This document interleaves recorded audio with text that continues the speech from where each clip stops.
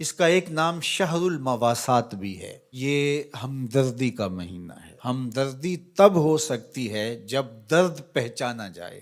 ہم درد وہی ہوتا ہے جو درد سے گزرا ہو۔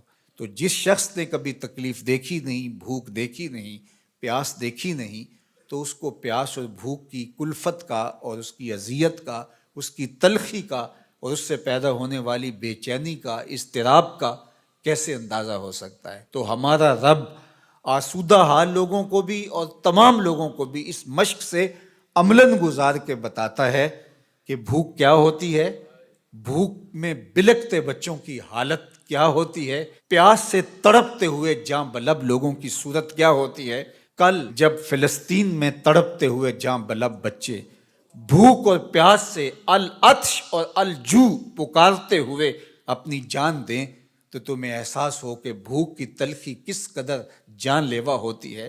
آج روزے کی اس حالت کے اندر، غزہ کے اندر ان تڑپتے ہوئے بچوں کا درد سمجھنے کی کوشش کریں۔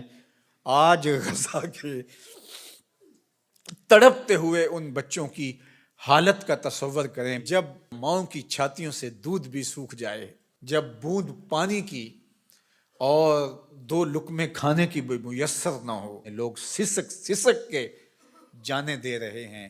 یہ بچے کل قیامت کے دن ساقی حوض کوثر کے سامنے جب ان حکمرانوں کا گریبان پکڑیں گے تو یہ کیا جواب جرم دیں گے اس دن رسول اللہ کے سامنے؟ یہ کیسے اللہ کا سامنا کریں گے؟ یہ بچے ان کو ان کے گریبان سے پکڑ کے جب حشر کے میدان میں گھسیٹیں گے تو یہ قوت نافذہ رکھنے والے، اثر و رسوخ رکھنے والے، یہ بڑی بڑی فوجیں رکھنے والے قیامت کے دن اللہ اور اس کے رسول کے سامنے کیا جواب دیں گے؟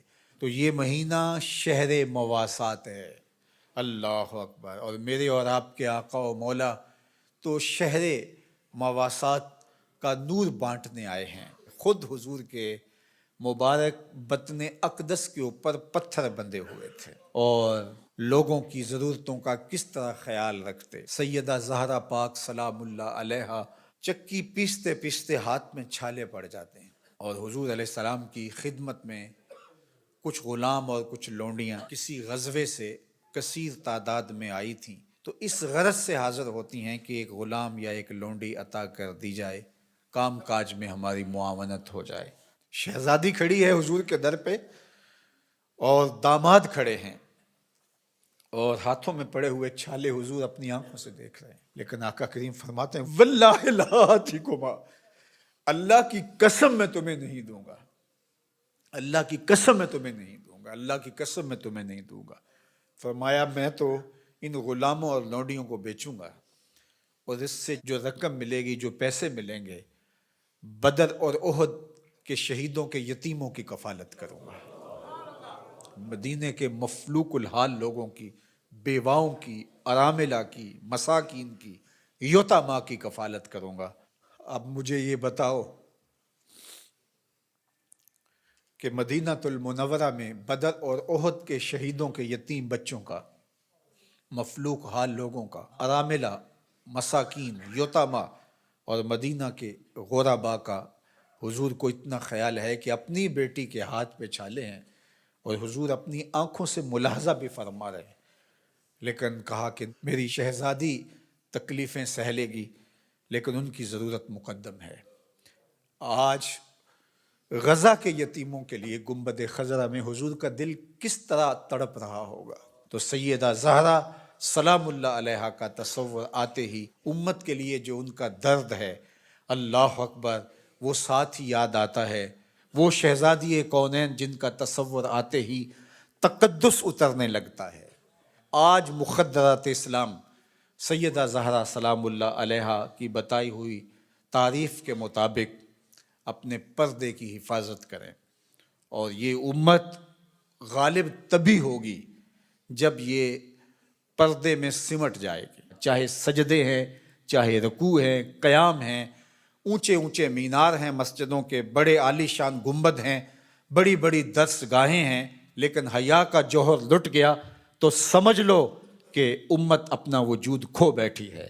میں آپ سب کو کہتا ہوں کہ یہ جمعے، یہ نمازیں، یہ روزے، یہ رسمی طور پہ نہیں ہیں. ہمیں اب عملی طور پہ ایک اسلامی معاشرت کو تشکیل دینا ہوگا. ہمیں رویتاً اپنے آپ کو تبدیل کرنا ہوگا. میری آواز میری مائیں، میری بہنیں، میری بیٹیاں سن رہی ہیں. آپ کے نازک کندھوں کے اوپر یہ ذمہ داری ہے کہ آپ نے قوم سازی کا عمل کرنا ہے. آپ کی آغوش میں پلنے والی نسل ہی ایک صالح اور پاکیزہ نسل ہوگی. تو نہ دانی کہ سوزے کراتے تو دیگر گوں کر تقدیر عمر را. اقبال نے کہا میری بہن تو نہیں جانتی کہ جب تو قرآن سوز و گداز کے ساتھ پڑھتی ہے تو تیرے بھائی عمر کی تقدیر بدلتی ہے. اور پھر کہا بطول باش و پنہا شو ازی اثر کہ در آغوش شبیر بگیری. اور اگر تو ماں بن کے قرآن پڑھتی ہے تو بیٹا نیزے کی نوک پہ قرآن سناتا ہے. آج امت مسلمہ کی بیٹیوں کو سیدہ پاک سلام اللہ علیہا کے اسوہ کو اپنے اندر اتارنا ہوگا. اسلام کوئی مشکل دین نہیں ہے، سادہ سادہ عام فہم دین ہے. ہماری فطرت کے مطابق ہمارے رب نے یہ دین ڈیزائن کیا ہے. اس دین کے مطابق اپنی زندگی گزاریں. میری مائیں بہنیں پردے میں سمٹ جائیں، اپنی اولاد کو قرآن کی لوریاں دیں. کوئی دن نہ ہو، کوئی رات نہ ہو کہ ہمارے گھر قرآن نہ کھلے. قرآن کی تلاوت سے ہمارے گھروں کا ماحول معطر رہے، ہماری آنکھوں میں پاکیزگی آ جائے، عفت اور پاک دامنی ہمارا شعار ہو. وہ غلیظ نگاہیں، وہ گندی اور مکروہ نگاہیں جو غیر محارم کو دیکھتی ہیں، قیامت کے دن آتش دوزخ میں جلائی جائیں گی. ان کے اندر آگ جہنم کی بھر دی جائے گی. وہ تقدس مآب آنکھیں جو حیا کا جوہر رکھتی ہیں، انہیں عبادات کی لذت نصیب ہوتی ہے. تو اس لیے ہمیں شرم و حیا کا جوہر پیدا کرنا ہے. خاتون سمٹ جائے پردے میں، مت مغرب کی نقالی کرے. اور یہ جو نئے نئے فتنے نمودار ہو رہے ہیں اور نئے نئے رنگ اور آہنگ پیدا ہو رہے ہیں، نئی نئی دلیلیں تراشی جا رہی ہیں اور طرح طرح کے مفکرین آ کر کے پردے کو بوجھ قرار دے رہے ہیں، ان کی بات چھوڑیں اور قرآن کی طرف آئیں. قرآن کہتا ہے یدنینا فی جلابیبہن کہ وہ اپنی اوڑھنیاں اوڑھ کے رکھیں. قرآن کہتا ہے کہ ولا تخضعن بالقول کہ جب غیر مرد سے بامر مجبوری بات کرنی پڑ بھی جائے تو تمہاری آواز میں، لہجے میں نرمی نہیں ہونی چاہیے کہ دل کا کوئی روگئی اس نرمی سے تمہاری طرف مائل نہ ہو جائے. تمہارے لہجے میں کرختگی ہونی چاہیے. وہ اسلام، وہ دین آج ہم نے اپنی روحوں میں جذب کرنا ہے.